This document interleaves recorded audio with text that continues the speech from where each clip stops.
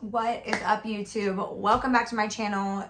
This is part 2 of our Bearded Dragon series, and today we're going to be talking a little bit about the Bearded Dragon, where you can find it, are they available, are they super expensive, what are the different morphs you can get, and all the different things that go along with bearded dragons.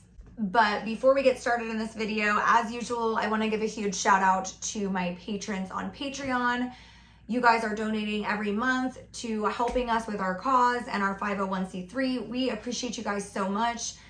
Every single one of you is contributing to this sanctuary and our mission and the things that we are trying to do and promote here at FGS 8. So thank you guys so much. Thank you to all of my subscribers. And if you are new here, please hit the subscribe button below and make sure that you are liking and engaging on all of our social medias, which you can find the rest of our social medias in the link in the description of this video. Make sure you go and check that out. And thank you to everyone who is donating on Amazon and our wish list. You guys are amazing. Keep sending the lights, the lamps, the substrate. Those are the things that we need the most of here in our sanctuary. So we really appreciate you guys for sending that stuff. Again, we are a non-profit organization, so we do benefit from donations, but also that Amazon wish list is very helpful. So thank you again for that. And jumping into this video, again, this is all about bearded dragons. So if you're thinking about getting a bearded dragon, or you already have a bearded dragon, or you know someone with a bearded dragon who needs help, these are the videos for you. This series is going to be everything that you need to know, the most that you need to know about bearded dragons. I am not the tell-all for information, so make sure you're doing your research elsewhere. This is just a series that I'm creating for my content because I know when I first got bearded dragons, I was very confused and there was a lot of misinformation. So I wanted to put something out there for people to get the right information and be able to feel confident safely keeping and ethically keeping your animal. Right off the rip, there are 8 different species of bearded dragons and 3 different morph types. The 8 different species consist of Pagona viticeps, which is the island central. I have no idea how to pronounce this, but the Pagona henrylassoni or henrylassoni or something like that, which is indigenous to Western and Central Australia, because as you remember, all beardies come from Australia. My iguana messed me up earlier while I was feeding him, hand feeding him peppers. I should not have done that. I don't recommend that. Then you have the Pagona barbata, which is from Eastern Australia, and then Pagona microlepidota. Lepidota? And then they are from Northern Australia. The Pagona minor, which is from Western Central Australia, I think. Yes, Western and Central Australia. We're gonna Pagona minor minima, Pagona minima, Pagona minima. I am not a bearded dragon expert. Pagona machelli, which is from Northern Australia. Pagona machelli, which is another species. Is it nullarbor? Pagona nullarbor? Pagoda nullarbor? Nullarbor. Southern Australia. That's where they are. It means no trees. Okay. Well, they are a terrestrial species. Latin. Oh, okay. Latin. Okay. Now that we've gone over all of the 8 species of bearded dragons, we didn't execute it quite as well as I was hoping, but we did it. I would definitely Google these names because I am not pronouncing them correctly. Okay, so let's talk about now the different morphs. And obviously what a morph is basically the skin pattern or style that the animal has that has been morphed out of its wild type or original skin pattern or style. But the first morph is going to be your normal, which is basically your wild type.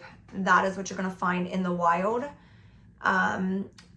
Every species of reptile has a wild type, and then the species are, the alleles and the genetics are changed and coded differently to then be morphed out of that wild type. So that is what a morph is. You also have the leatherback, which is just like Betty White, my beardie who joined us in the last video, and I will pip in a video of her here.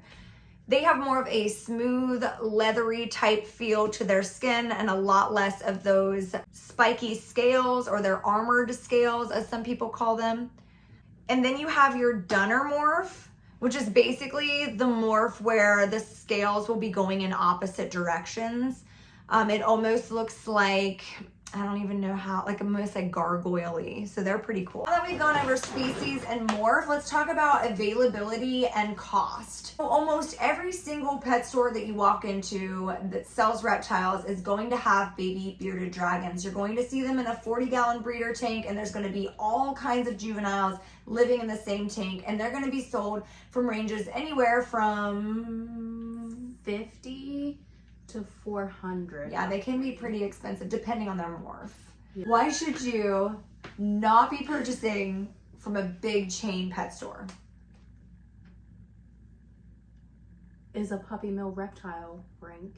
It's a mill of every kind of animal. So did you know that in the United States, some of the biggest chain pet stores that claim to love animals are actually disposing of their animals in the garbage if they're not sold at a certain time frame, or if they can't sell them for a certain cost, or if they get sick? They don't offer medical care, veterinarian care to these animals. They literally put them into bags live and dump them in the garbage. There are YouTubers right now that you can watch who go dumpster diving in the back of chain pet stores to find live animals instead of having to go and buy them. They do this to literally everything. Anything. Fish, ball pythons, turtles.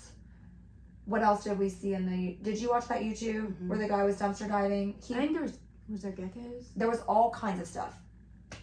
Still alive. And they were like, well, we don't even have to pay for our reptiles because we can just get them in the dumpster behind Petland, which is horrifying that is illegal, but it is, because reptiles have no rights. If you were going to go buy a bearded dragon, or if someone was asking you, where do you buy a bearded dragon? Your advice would be what?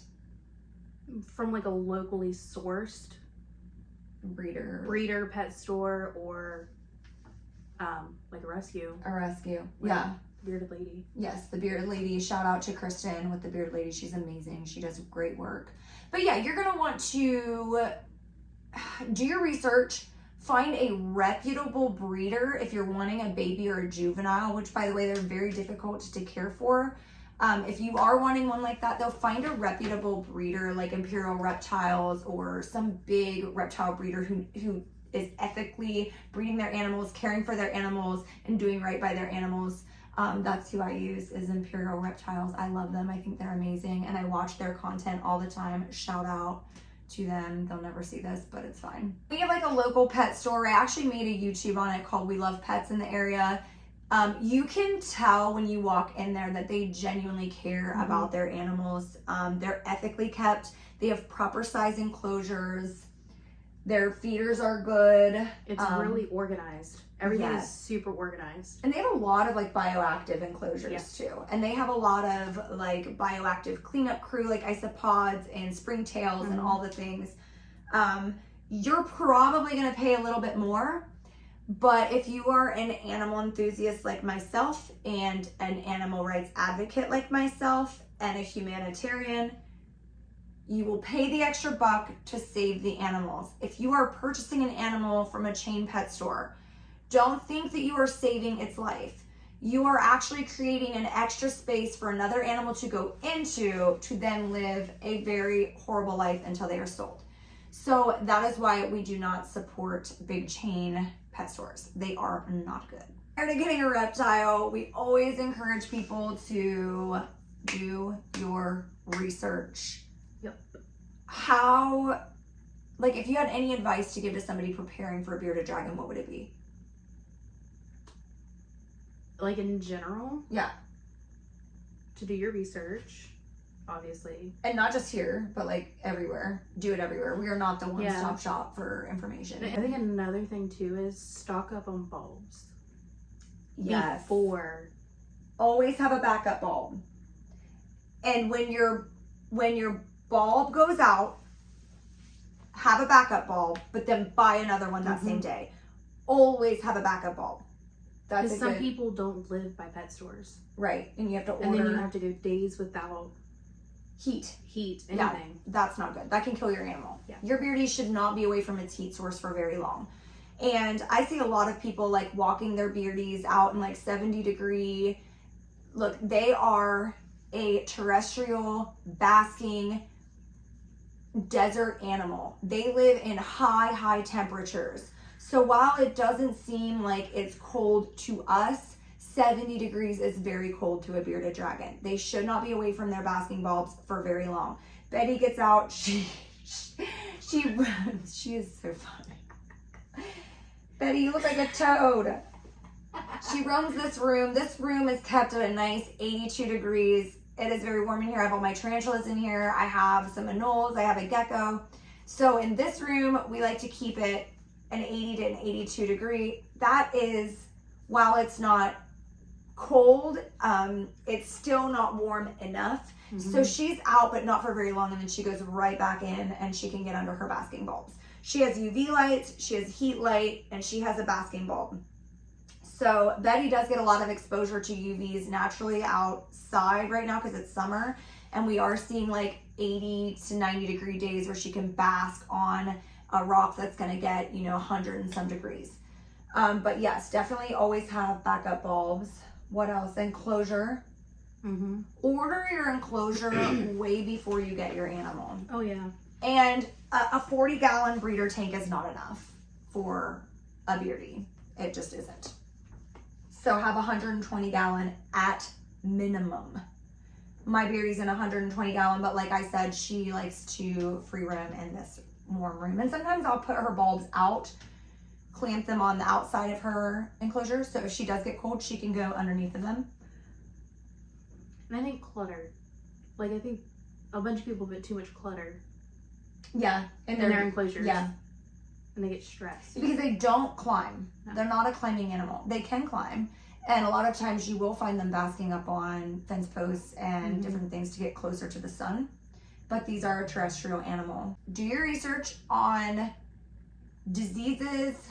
Dental care is really big with bearded dragons. A lot of people don't think about their lizard's teeth as something that they need to think about, but it absolutely is, because bearded dragons, along with other lizards, can get something called mouth rot, which is horrible, and they could lose all of their teeth and or rot their entire mouth. So you want to make sure that you are feeding them the proper foods to keep good dental health. Do your research on that kind of stuff. Do your research on the top killers of beardies. Make sure that you are prepared before you get this animal. It is not as simple as buying an enclosure, throwing a light on it, and calling it a day. There are a lot of different kinds of beardies. Mostly they all take the same pretty much round the board care. The different species don't need different care as far as their enclosure size, etc. goes. But if you do get a different species than what somebody else has, definitely look into that specific species and find out if there are any critical specific needs that go along with that particular species. The other thing too is to find out for certain if your bearded dragon is male or female. Females have a lot of issues with being egg bound and having eggs burst, and this is deadly for them. So make sure that you know for a fact whether or not you are getting a male or a female. We had a female bearded dragon who was egg bound.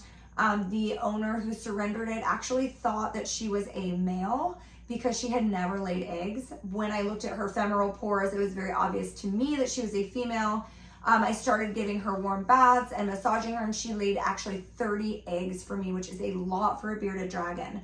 Unfortunately, one of the eggs was bound and it did explode, and she did end up passing away in my care. We were very devastated over this because she was one of our favorite dragons, and that was very, very sad. So always make sure that you know what the gender, what the sex is of your reptiles. Specifically, beardies have issues with being egg bound. We will get into all of the diseases that are common in bearded dragons, how to prevent them, and even how to treat some of them in our next video. Make sure that you like and subscribe to this channel so that you can get all the information that you need. Well, most of the information that you need. Remember, I'm not a one-stop shop for information, so do your research. But like and subscribe. Make sure you comment below if we missed anything, or if you have something that you would like to share as an experienced keeper, or any questions that you have. Please comment them below. Again, we are still learning ourselves, so any bit of information that you have to share with us, or things that you would like to see us go over, please make sure you comment them below. Your comments help our channel grow and get some interaction, so we do not mind even criticism, anything like that. We are trying to grow and trying to learn so that we can take care of our animals as best as we can as well. So thank you for watching this video, and we will see you guys here next Thursday for the diseases and top killers of bearded dragons, and what you can do as a keeper to prevent them and to keep your beardy as healthy and happy as you possibly can.